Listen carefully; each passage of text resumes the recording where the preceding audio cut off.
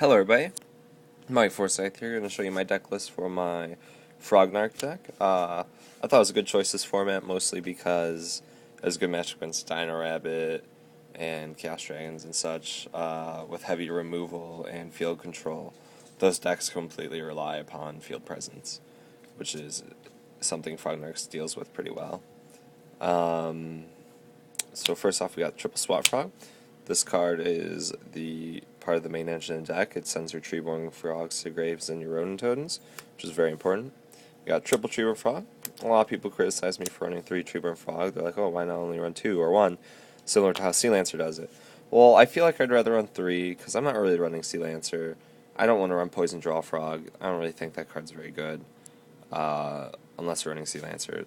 So I'd rather run 3 Treeborns, have a higher chance of drawing into them, and they can still be used for Rodent Totem fodder by removing them. 1, 2, and 3 Dupe Frog.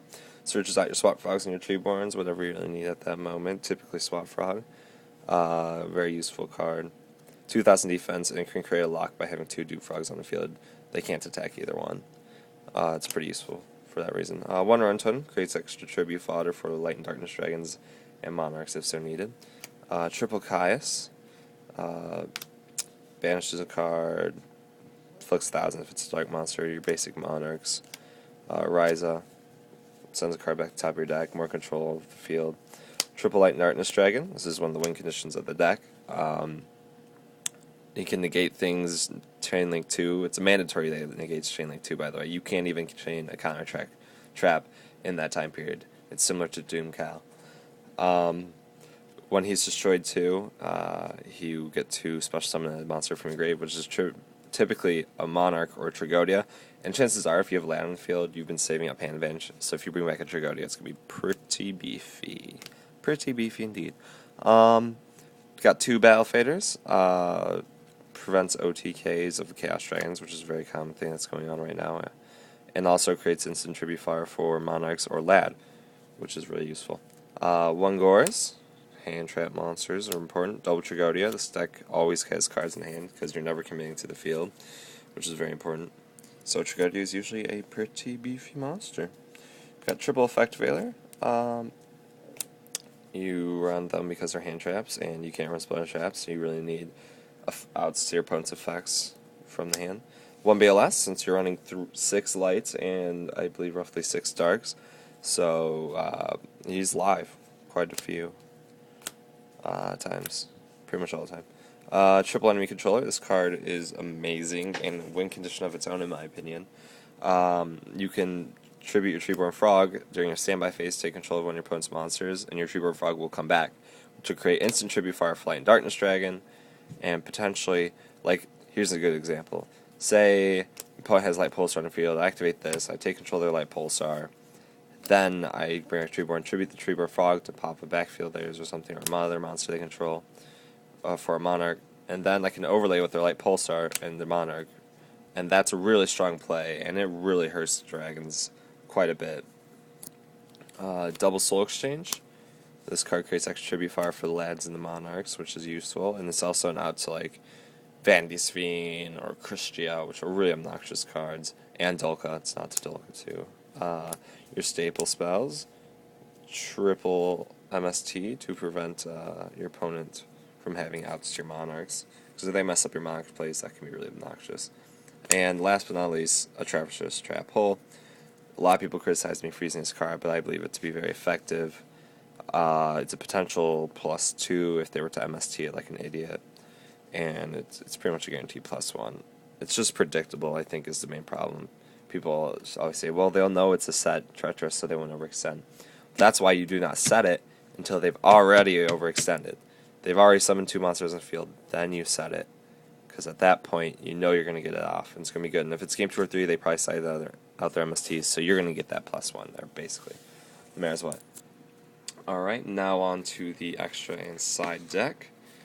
Alright, you got my YCS tokens, YCS Chicago. Got a Formula Synchron for Treeborn plus a Effect Failure, which happens more than you think. Ancient Fairy Dragon, Scrap Archfiend, 3 Gaia Dragons. These are very important because a lot of times I'll use enemy controller to steal high level exceeds, and I'll just plop it right on top there. 1 Exabeetle, 1 Black Rose, Photon Strike Bouncer, Utopia, Dark Mist, potentially get this card out, and usually works pretty well, and triple Gotcha Katetsus. A lot of times I won't even use the extra deck, but it is useful to have access to those cards since they do commonly win games. 1 Soul Exchange, it's my third one. I side in against Dino Rabbit and Chaos Dragons commonly, and Fairies depending like if they're playing Christia. Like I know my friend Cordero often uses Fairies, and Christia is a huge problem for this deck, so a lot of times I'll need to side in Soul Exchange for that purpose. Double Soul Taker for Dino Rabbit, Chaos Dragons, and same thing as same with the Fairies. Vanity's Fiend, I commonly sign this card against every matchup. It stops special summonings, which really hurts every deck in the meta right now, except Inzectors. 1 Angel 07, this is an interesting tech I've been trying out. What happens is when he's tribute summoned, effects of effect monsters cannot be activated at all. It's similar to Bamboo Shoots, but just for effects. I've been signing in against Inzectors, but I haven't been able to use it too often because Inzector's kind of fallen on the side lately. Double Jinzo for heavy backfield and for Dino Rabbit. I will always side this card in. Double Virus for Dino Rabbit and Chaos Dragons. Triple DD Crow for Inzectors and Graveyard Reliant decks. Perhaps Dark Worlds I'll side in 1 or 2. And last but not least, Triple Maxi for the wind-up matchup. And I have before, if I realized my opponent was not playing Macro Rabbit, siding against Rabbit if I won game 1. Because if they're going first, I'd want to have a Maxi drop on it potentially to get a +1 to create an advantage early game. Something I realized is that I run a lot of hand traps, and hand traps are very important in this deck because I do not have the backfield or the ability to run the backfield. So I need to make sure I have ways to gain advantage or prevent them from gaining advantage without running spells or traps. Alright, well that's my deck. If you have any questions, comments, or criticism, I would love to hear it. Please leave a comment below or message me. Alright, peace out. Thanks for watching.